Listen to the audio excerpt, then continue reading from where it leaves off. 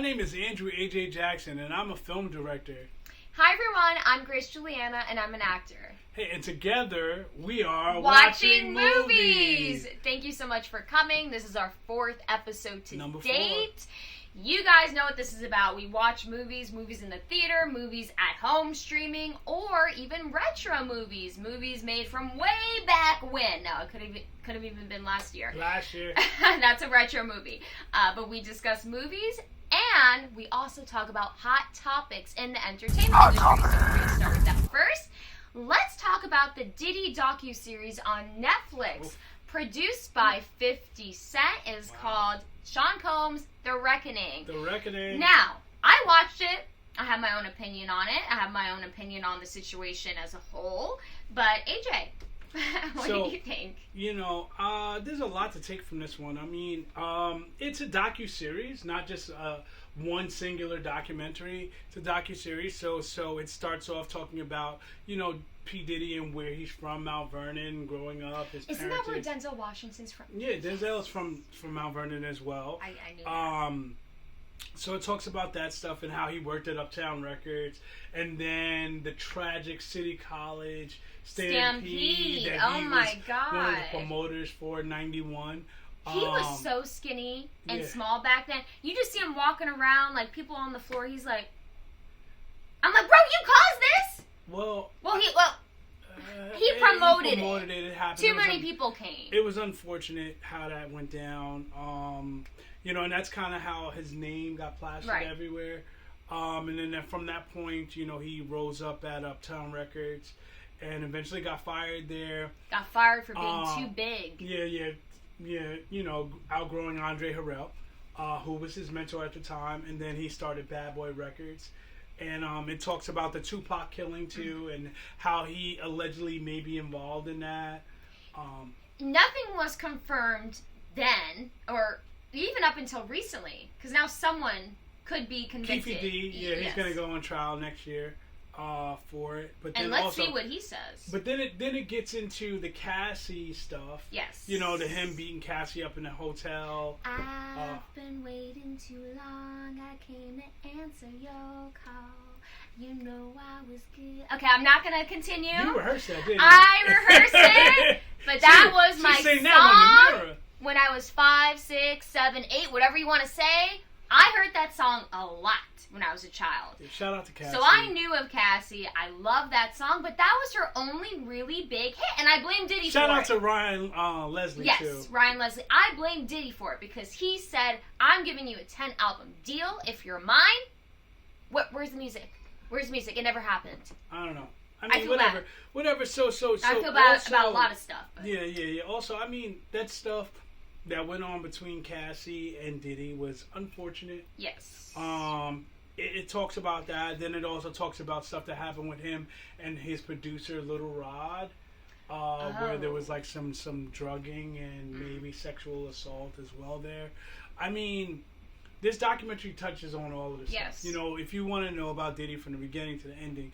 But then now, so also, you know, some more controversy about this is Diddy is 50 Cent.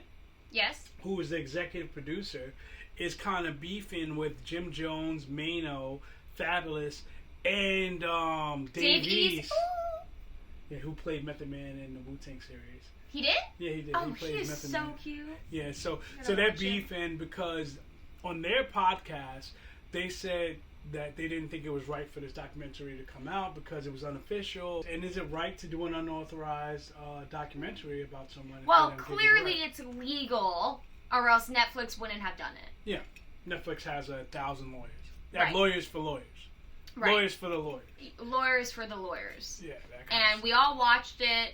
I guess it was a hit, but I will say, Diddy... It was number one for weeks. It was number one for a week. Diddy got charged on 2 counts of transportation of prostitution, and he has been sent to 50 months in prison with time served. So he is there now, and he is serving his time. 50 months, I suppose that's around 4 years. Is he going to complete it all? I don't know. A lot of people are saying he's not. But that is the 50 Cent case. Now let's move on to the movie. What movie did we watch this week? We watched one battle after another. And Flash, can you please put on the 6 minutes? 6 minutes on the clock, my guy. And we are off. So this movie is called One Battle After Another. It is by Paul Thomas Anderson.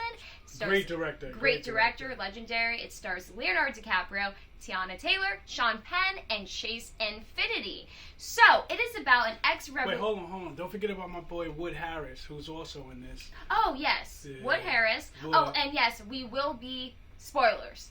We will be talking spoilers. If you haven't seen it, go see it. But you will know something about the film after you see this. Yes. It is about an ex-revolutionary man, Leonardo DiCaprio, who has to go back into combat to save his daughter, who was taken by his nemesis, Sean Penn. Ugh. Now, I didn't know that. Like, I went into this movie blind. I knew shit was about to get blown.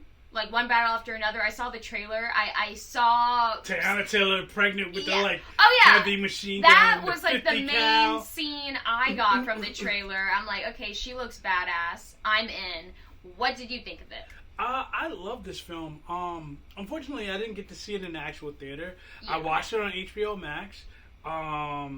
And this was, like, one of those movies that you can't take your eyes off. I didn't want to miss a moment.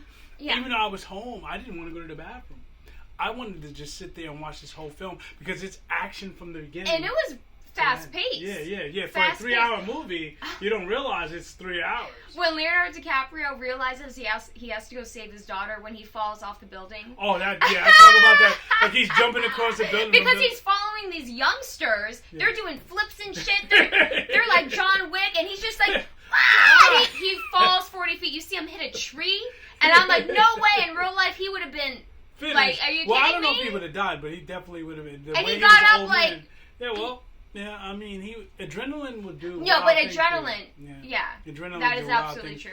For you, this film, and just when you thought, like, there were no more turns to take, it would take another turn, right? This film, like, it did so many things. Like, it opens up, and I love the fact that they used a 5-act structure. Yes. When a normal film would use a 3-act structure. But this used 5 acts, so it has a setup, the past, and then it tells a story throughout. You know what I mean? To ultimately closing, and that road scene, that driving scene, where like the roads are like this. Yeah, I'm like, me and my mom were like, where is this? New Mexico? Yeah, where did they shoot that? Arizona, like, somewhere in the someone West Coast. Put in the comments where they shot that, because I want to know. Please look it up.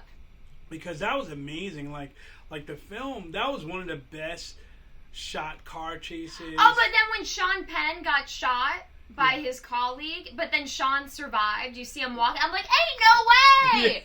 Yeah. He was just in a car crash. He was upside down, bleeding, and he is walking. He's not the Terminator. Well, he was determined to live, to survive. Yeah, he was. And then his face ended up being like.